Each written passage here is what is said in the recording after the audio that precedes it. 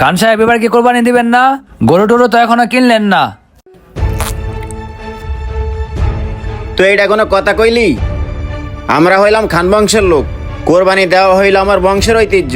আর এখন যদি আমি কোরবানি না দেই তাহলে তো আমাদের খান বংশের মান সম্মান ধুলাই মিশে যাইব। আর তাছাড়াও আমি এত দেরি করে গরু কেন কিনতেছি জানোস? আমি যাতে এলাকার সবাইরে গরু কেনার পর দেখতে পারি এলাকায় কে কোন গরু কিনছে, এলাকার সবার গরু দেখে যাতে অগ থেকে আমি বড় গরুটা কিনতে পারি। এর লাগে আমি দেরি করে গরু কিনতে চাইতেছি, বুঝছস? খান সাহেব এলাকায় তো সবাই গরু কিনে লাইছে। কি কস? সবাই গরু কিনা ফেলাইছে? হ খান সাহেব, আমি দেখে আইছি এলাকায় সবাই গরু কিনে লাইছে। তোর আইডিয়া আছে কে কোন ধরনের গরু কিনছে? হ খান সাহেব, আমার খুব আইডিয়া আছে। ঠিক আছে, চল রেডি হয়ে আমরা হাটে যাবো, সবার থেকে বড় গরু কিনে আনবো। হ্যাঁ চলেন।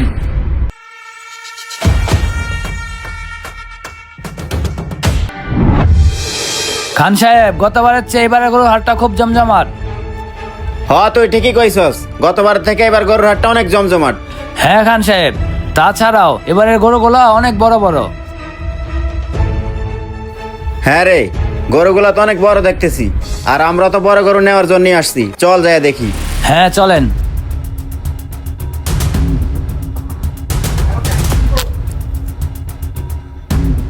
আমি ভালো করে দেখিস সবকিছু ঠিকঠাক আছে কিনা।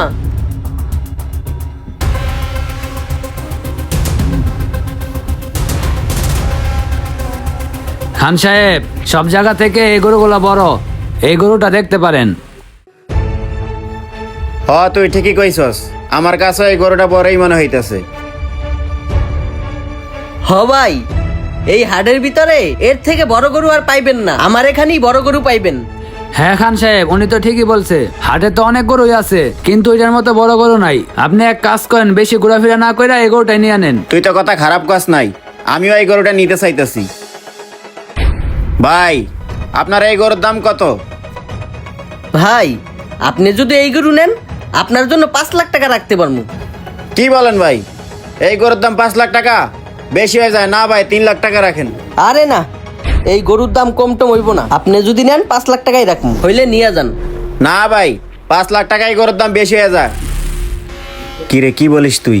5 লাখ টাকাই গরুর দাম বেশি হয়ে যায় না? আরে খান সাহেব, আপনি তো কাজটামি করেন কে? আপনি হলেন এলাকার একজন সম্মানীয় ব্যক্তি। আপনি যদি 5 লাখ টাকা দিয়ে গরু কিনেন তাহলে আপনার একটা নাম থাকবো। আপনি এলাকায় গিয়ে বলতেও পারবেন 5 লাখ টাকার গরু দিয়ে কোরবানি দিতেছি। তুই তো কথা খারাপ কস না রে, তোর কথায় যুক্তি আছে। তুই ঠিকই কইছস, আমি 5 লাখ টাকা দিয়ে গরু কিনলে আমার নাম থাকবো, আর মানুষ যাতে কইতে পারে যে খান সাহেব এবারও 5 লাখ টাকার গরু দিয়ে কোরবানি দিছে। আচ্ছা ঠিক আছে ভাই, আমি আপনাকে 5 লাখ টাকা দিতেছি। আপনি এক কাজ করেন, এই গরুটা গাড়িতে উঠাই দেন। আচ্ছা ঠিক আছে, দেন, টাকা দেন। আচ্ছা, এই মনির, বাইকে টাকাগুলো বের করে দে। লন খান সাহেব। এই যে ভাই, এখানে 5 লাখ আছে, কইনা লন। আচ্ছা ঠিক আছে ভাই, আপনারা যান, আমি গরু গাড়িতে উঠাই দিচ্ছি। আচ্ছা ঠিক আছে, এই মনির চল।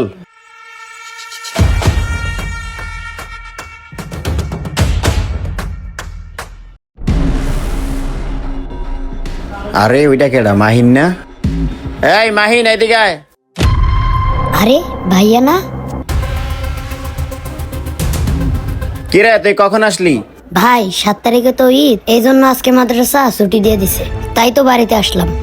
ও আচ্ছা, বুঝতে পারছি। এই দেখ, গরু কিনছি, এলাকার সবার থেকে আমাদের গরু বড়, আর আমরা সারা এই এলাকায় কেউ কখনো বড় গরু দিয়ে কোরবানি দিতে পারে নাই। ও ভাইয়া, এই গরু কিনছো? গরু তো মাশাল্লাহ অনেক বড়। শোন মাহিন, আমরা সবসময় বড় করে দিয়া কোরবানি দেই, তাই এইবার আমরা বড় করে দিয়া কোরবানি দিব। আর বড় করে দিয়া যদি কোরবানি দিতে না পারি তখন তো আমাদের বংশের মান সম্মান থাকবে না, মানুষ আমাদেরকে কি বলবে? ভাইয়া বড় গরু কিনছো ঠিক আছে, তবে এত বড় গরু না কিনলেও হইতো। আরে কি কস বেটা, এত বড় গরু না কিনলেও হইতো? তোরে মাদ্রাসায় পড়াইছি না, যেন একটা ব্যাগ কিলি বানাইছি। শোন, আমাদের বংশের একটা ঐতিহ্য আছে, আমরা যদি বড় করে দিয়া কোরবানি না দেই তাহলে কি আমাদের মান সম্মান থাকবে? আচ্ছা ভাইয়া, তোমাকে একটা কথা জিজ্ঞেস করি। হ্যাঁ কর। আচ্ছা ভাইয়া, কোরবানি মানুষ কিসের জন্য দেয়? কেন? আল্লাহকে সন্তুষ্টি করার জন্য। ভাইয়া, আল্লাহকে সন্তুষ্টি করার জন্যই যদি মানুষ কুরবানি দেয় তাহলে তো তুমি আল্লাহকে সন্তুষ্টি করবার জন্য কুরবানি দিতেছো না। আরে তুই এসব কি বলতেছস? আমি তো আল্লাহকে সন্তুষ্ট করার জন্যই কোরবানি দিতেছি। ভাইয়া তুমি যদি আল্লাহকে সন্তুষ্টি করার জন্যই কুরবানি দাও, তাহলে এটা কেন বলো ছোট গরু কুরবানি দিলে মানুষ কি বলবে? শোনো ভাইয়া, কোরবানি মানুষকে দেখানোর জন্য না, কোরবানি হচ্ছে আল্লাহকে সন্তুষ্ট করার জন্য। যে জায়গায় নিজের জীবনকে জবাই করার কথা ছিল, নিজের জীবনকে কুরবানি করা, সে জায়গায় আল্লাহ কি চাইছে? একটা দুম্বা, নয়তো একটা গরু, নয়তো একটা ছাগল। এখন যদি তুমি মানুষকে দেখানোর জন্যই কুরবানি দেও, তাহলে তো আল্লাহর রাস্তায় তোমার কুরবানিটা কবুল হচ্ছে না, কারণ তুমি তো মানুষকে দেখানোর জন্যই কুরবানি দিচ্ছ, আল্লাহকে সন্তুষ্ট করার জন্য না। শোনো ভাইয়া, তোমাকে আরেকটা কথা বলি, আল্লাহর কাছে বড় গরু বেশি গোস্ত যায় না, আল্লাহর কাছে যায় শুধু মানুষের সহি নিয়তটা। তাই আমাদের সকলেরই উচিত বড় গরু আর বেশি গোস্ত না দেখে সহি নিয়তে আল্লাহর রাস্তায় কুরবানি করা। আর আমাদের সকলেরই উচিত যতটুক সামর্থ্য আছে ততটুক দিয়েই কুরবানি করা, হোক না সেটা ছোট গরু নয়তো ছাগল। কি বলছি বুঝতে পারছো ভাইয়া? তুমি থাকো তোমার বড় গরু নিয়ে, আমি যাই। এই মাহিন ভাই, তুই ঠিকই বলছস, আমরা সব সময় মানুষকে দেখানোর জন্যই কোরবানি দেয়, কিন্তু আমরা এটা ভাবি না কোরবানি মানুষকে দেখানোর জন্য না, কোরবানি আল্লাহকে খুশি করার জন্য। আর এখন থেকে আমি মানুষকে দেখানোর জন্য কোরবানি দিব না, আল্লাহকে খুশি করার জন্য কোরবানি দিব। আর হোক না সেটা ছোট গরু আর বড় গরু। হ্যাঁ ভাইয়া, তুমি যে তোমার ভুলটা বুঝতে পারছো এটাই অনেক।